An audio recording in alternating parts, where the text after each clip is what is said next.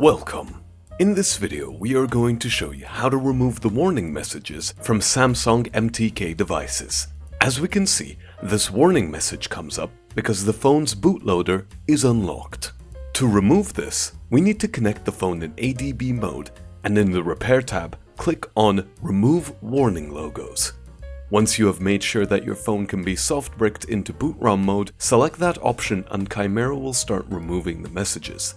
You can also start this procedure directly from boot ROM mode.